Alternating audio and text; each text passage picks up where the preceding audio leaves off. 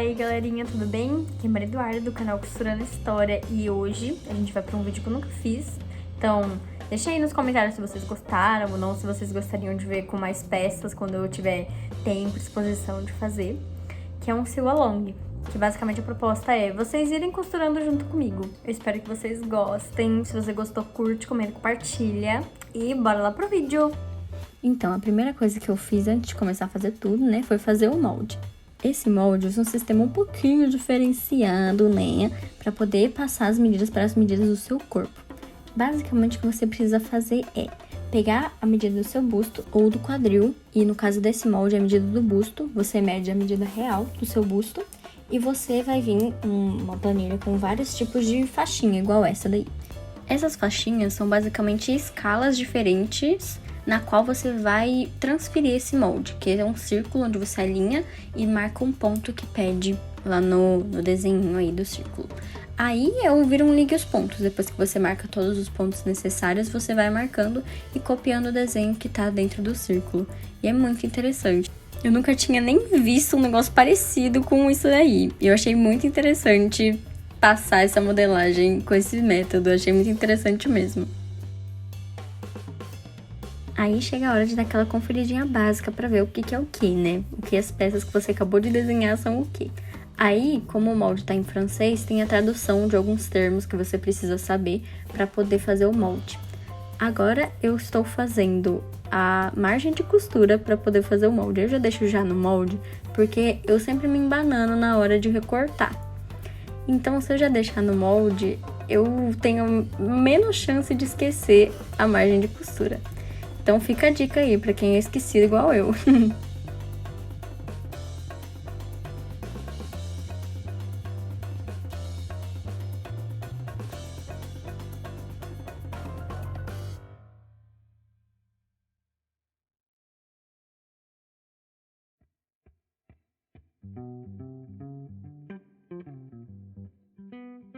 Pausa pra interrupção do meu cachorrinho Thor, que ele adora, toda vez que eu tô costurando ele tem que vir pra cima.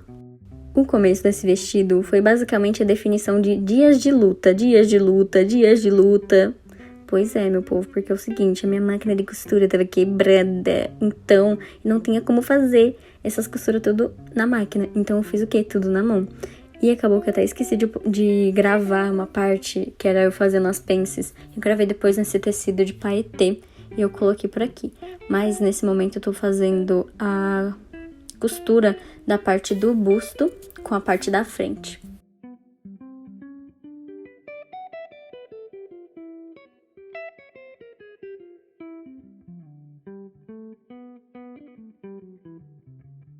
Aí aqui o que eu consegui gravar fazendo as pences e mostra a gambiarra da gata, porque eu usava o molde por baixo e como ele era transparente, né, eu marcava debaixo do molde onde que ficavam os 6 pontinhos que era pra poder fazer a pence.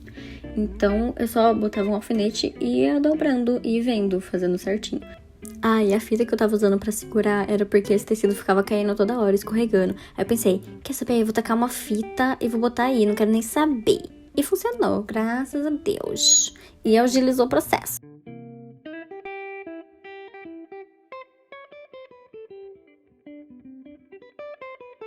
Aqui eu cortei porque tava dando um volume meio feio na hora de colocar, quando colocava a peça do paetê em cima da peça de tricoline, porque apareciam umas partes mais prateadas do que outras. Se fosse só pelo volume eu até deixava, mas tava dando um efeito estético meio esquisito. Aí eu resolvi dar uma cortadinha mesmo.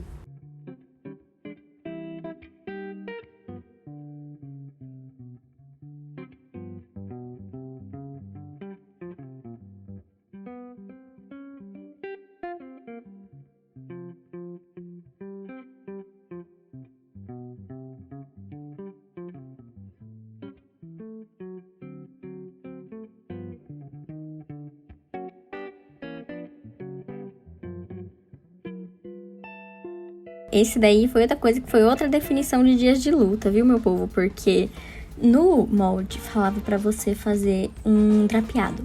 Mas esse tecido é impossível de fazer drapeado, esse negócio aí, pra não falar outra coisa. Porque eu não consigo passar ele, então já dificulta o processo. E ele tem esses paetezinhos e fica difícil de fazer os negócios muito pequenininhos. Então, ficava uma lereia, uns negócios tudo cagado. Aí eu pensei, quer saber? Eu vou deixar o bichinho quieto, eu vou deixar assim. E eu arrumei outros jeitos de deixar ele estruturado e com um efeitinho assim, mais de sereia, assim, de barbatana. Assim, talvez se ele tivesse ficado drapeado, teria tido um efeito diferente, talvez até mais bonito, mas eu gostei do resultado final que ficou. Vocês vão ver, aí vocês também falam o que vocês acham, assim. Vou ver se algum dia eu faço esse drapeado, assim, mas eu gostei do resultado final. Então, acho que para uma próxima vez, talvez eu faça. Aqui eu tava cortando a barbatana da parte de baixo, que ficava na minha perna, que dava um efeitinho, assim, de cauda de sereia. Eu não fiz drapeado nem franzido. E eu acho que daria pra ter feito franzido, não sei. Posso testar algum dia, porque eu não gostei do resultado que ficou na parte de baixo. Mas eu acho que sem já tá muito bonito já. Por mais que tire esse efeito de cauda, de sereia, assim, eu acho que sem já dá um efeito bem sereiona, assim, vintage. Então, pela minha saúde mental, acho que eu vou deixar quieto. E até porque eu já tenho até projeto pensando no que eu vou fazer com essa sobra de tecido que eu tive um pouco, porque como eu não fiz os drapeados, acabou que sobrou um pouco desse tecido, né? Mas eu já tenho coisa pra fazer.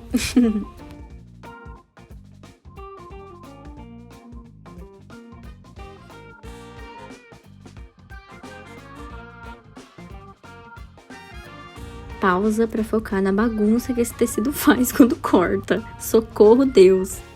Aqui já fui eu pensando na estratégia, que foi a que ficou no final, né? De deixar essa barbatana mais estruturadinha, mais aparente. Que foi cortar tricoline e fazer igual ao vestido. Fazer meio que um sanduichinho de paetê com tricoline. E eu achei que ficou legal.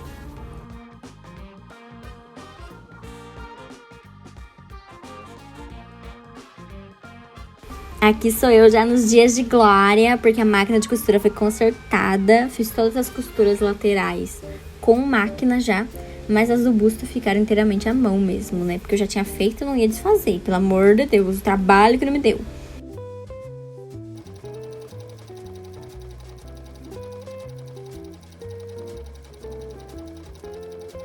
Aqui foi uma parte também que eu só lembrei de gravar quando eu tava costurando a lateral. Olha como é que ficou o busto no final, meu povo. Olha o Frankenstein que ficou o forro do outro lado, que tinha sobrado umas sobras que eu cortei errado de uma parte lá. Aí eu pensei, vou colocar junto, né? Não vou jogar fora, não. Na verdade, não foi nem que eu cortei errado, é que no molde também vem uma luva pra você fazer. Só que não ia dar tempo de eu fazer a luva, e eu tinha cortado a parte pelo menos da barbatana da luva. E daí eu reutilizei essa parte pra fazer esse forro aí. E outro adendo, que eu acho que assim, o que essa louca tá costurando com linha branca? Assim, gente, esse daí é um tecido meio que de forro, assim, que dá um efeitinho especial. Porém, a parte da frente é quase que inteiramente prateada. Então, se eu fizesse na linha branca ou na linha azul, assim, tanto faz. Eu não tinha linha azul, então eu fiz tudo de linha branca mesmo e não apareceu. Graças a Deus.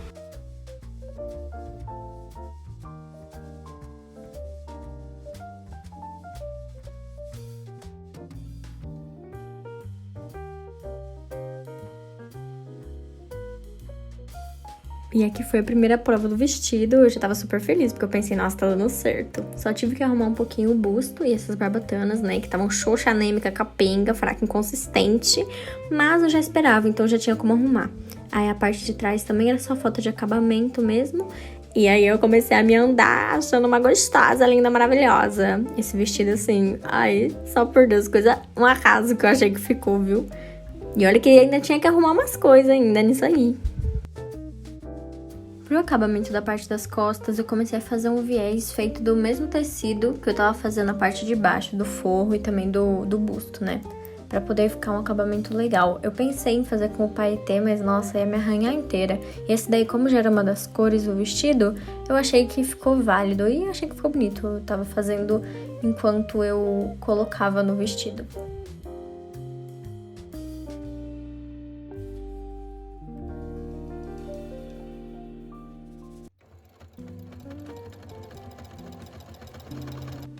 E bora de colocar essas barbatanas de novo nesse vestido.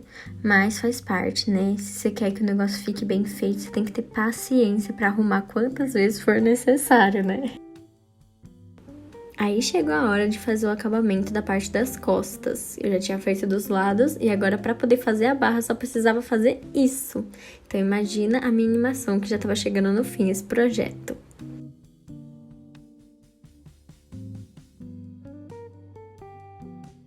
O acabamento da parte dos lados, por não ter uma margem de costura tão grande quanto tinha a parte das costas, eu acabei fazendo um zigue-zague mesmo. E funciona, que é uma beleza. Também eu acabei passando várias vezes o zigue-zague para poder a parte dos paetês que ficava um pouquinho sobrando, cortei bem rente, mas que ficava sobrando ainda um pouquinho, não ficar pegando no meu corpo. E funcionou muito, muito bem. Fica a dica. Para terminar o acabamento das costas, eu acabei fazendo tudo à mão, fazendo um ponto de barra, normalzinho. Por quê? Porque se eu fizesse na máquina, ia ficar aparecendo os pontos na parte das costas, ia ficar feio. Então eu fiz isso daí, pegando só o tecido do forro e segurando o meu acabamento. Demorou, mas consegui.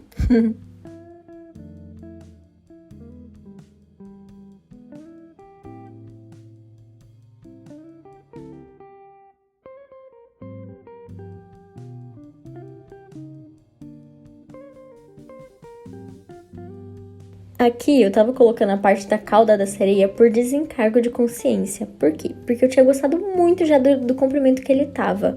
Porém, eu pensei, vou colocar porque eu já cortei o negócio.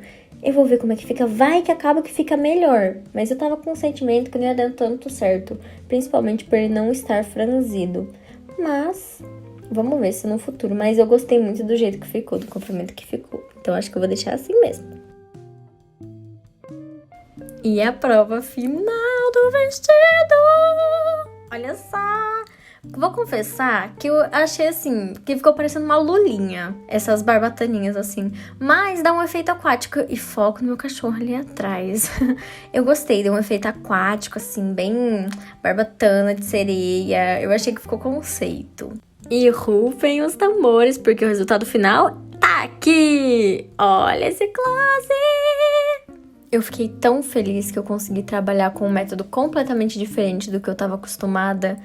E eu espero que vocês tenham gostado. Dá uma olhadinha lá no meu Instagram, @costurando_história, pra ver mais fotinhas desse vestido.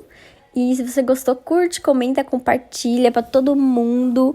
E é isso, até uma próxima, meu povo!